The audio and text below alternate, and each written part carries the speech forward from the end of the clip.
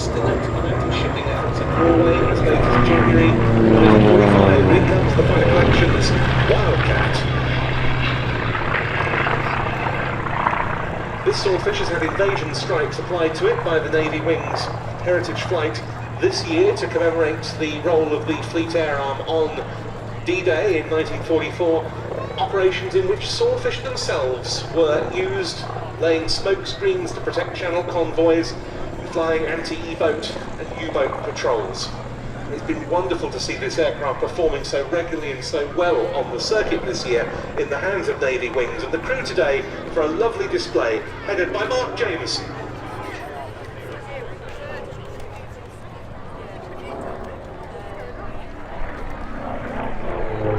Now, one of the most charismatic of all naval fighters of World War II, the Wildcat, and an aircraft type that holds an interesting distinction in the Battle of Britain, given that that's what we're commemorating with this show, because this was the only American aircraft to serve officially on the front line with British forces during the battle in 1940. At that stage, the Wildcat was known to the Fleet Air Arm of the Royal Navy as the Margaret, and 804 Squadron was based in the Orkney Islands with Gladiators when in October 1940, just a few weeks before the end of the Battle of Britain, they took delivery of these stubby little American carrier-ball fighters. Their role was to protect the fleet anchorage at Scapa Flow. It was only after the end of the Battle of Britain, in fact on Christmas Day 1940, when the type scored its first aerial victory, and it was a Fleet Air Arm Marklet that shot down a Yuka's U-88 over Scapa Flow. The following year, these aircraft began to take a very active part in the Battle of the Atlantic, taking on the much-feared Luftwaffe Focke-Wulf Condor maritime strike aircraft while flying from the Royal Navy's escort carriers.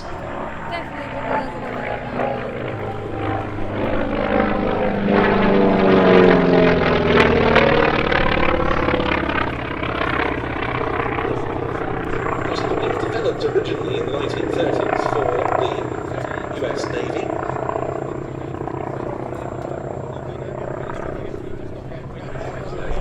Stable aircraft. In fact, the prime US Navy fighter at the start of the Pacific War. Only one carrier-borne US Navy unit was fully equipped with them at the time of the Japanese attack on Pearl Harbor.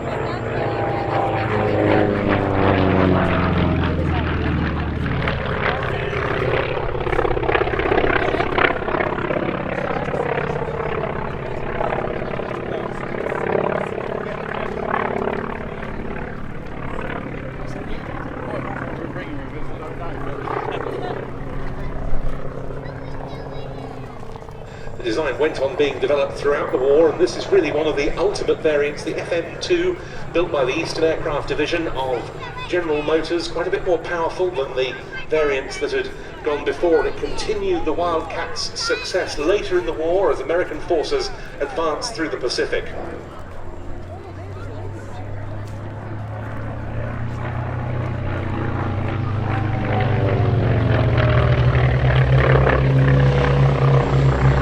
There's four of them getting airborne underneath this slot to go and form up.